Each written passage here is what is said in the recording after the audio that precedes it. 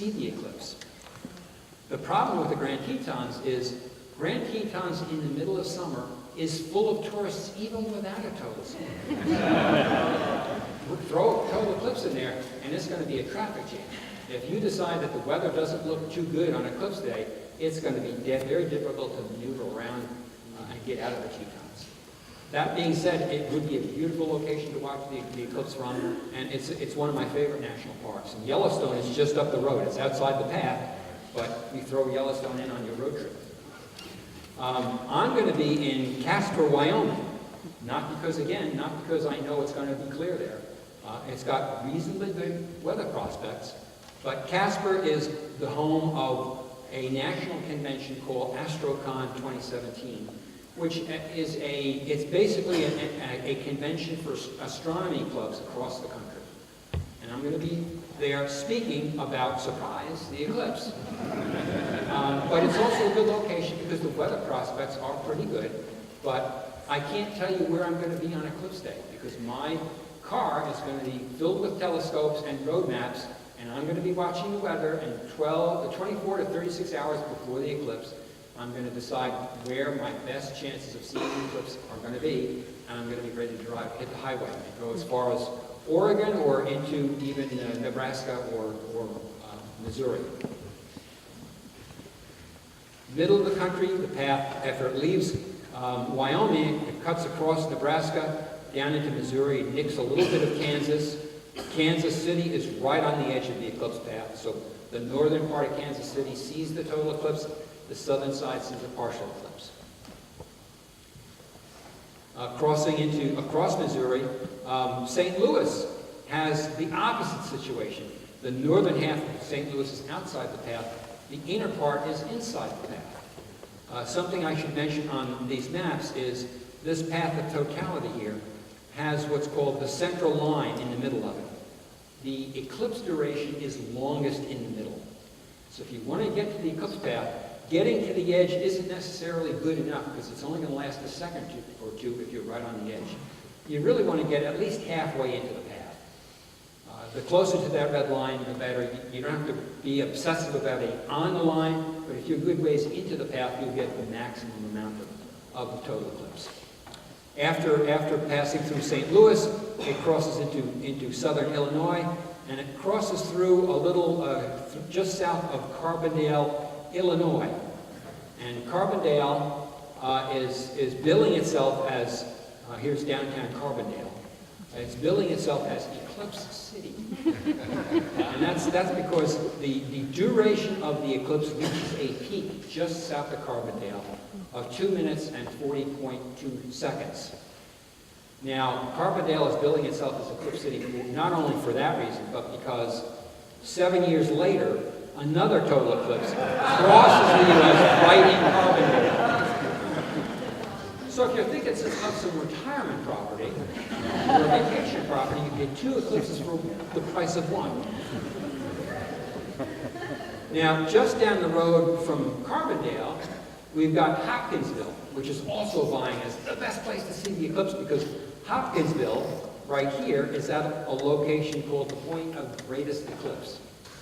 What's the difference between greatest eclipse and greatest totality? About a tenth of a second. But nevertheless, people are getting caught up in this one-upsmanship. I keep on saying it's not that few tenths of a second. It's when people ask me where is the best place to see the eclipse, it's the place where it's clear on eclipse day. That's the thing you have to keep in mind. And be ready, if you really want to see the total eclipse, you have to be ready to have the car packed with some drinks and some sandwiches and make a road trip out of it, have some folding chairs, and hit the road and follow the weather forecasts. And in Hopkinsville, a friend of mine, let me just quickly show you Louisville. Louisville is only about 120 miles or 140 miles from Hopkinsville, but it's just a short ride. If you take I-64, 65 straight south, you're in the eclipse path. Nashville is also deep in the eclipse path, so it's not very far away. But back to Hopkinsville, friend of mine that helps me with the meteorology on eclipses, Jay Anderson. Jay Anderson, a meteorologist who studied eclipses, took a road trip 2 years ago from coast to coast along the whole path. And he had to visit this point of greatest eclipse outside of Hopkinsville. And it happens to occur in a very unimposing sorghum field. And while he was visiting that, the farmer that owns the field was there, just happening to be working that day. And Jay said, "Hey, has anybody else been here?" He goes, "Oh yeah.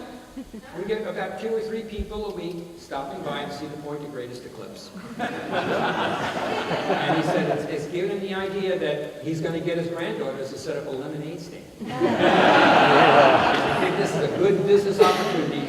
But on the other hand, he figures the licensing fees from the county will probably wipe out all their profits. But a lot of attention is being focused on Carbondale and Hopkinsville, and I'm not saying they wouldn't be great places to see the eclipse. They could be wonderful places, but the weather is the thing, the clear skies. The eastern third of the U.S., the path crosses down into Tennessee, and barely nicks Georgia and South Carolina and a little bit of North Carolina. At the North Carolina border with Tennessee, the path crosses through the Smoky Mountains. And that's another location of stunningly beautiful scenery. The problem is, they don't call them the Smoky Mountains for nothing. The Smokies have the worst probability of cloud cover along the entire path. Again, that doesn't mean it'll be cloudy on eclipse day, but it's less likely to have good weather. Finally, the path crosses into South Carolina. A number of relatively large cities are in the path. Greenville, Columbia, Charleston are all in the path, and could all be wonderful places to see the eclipse. So all in all, the path covers 12 states. It barely nicks the edge of Montana and barely nicks the edge of Iowa. Just a dozen or so square miles in the path. But other than those two, it covers 12 states plus 2 in just 90 minutes. And then spends another 75 minutes out in the Atlantic kind of wasting its time before leaving.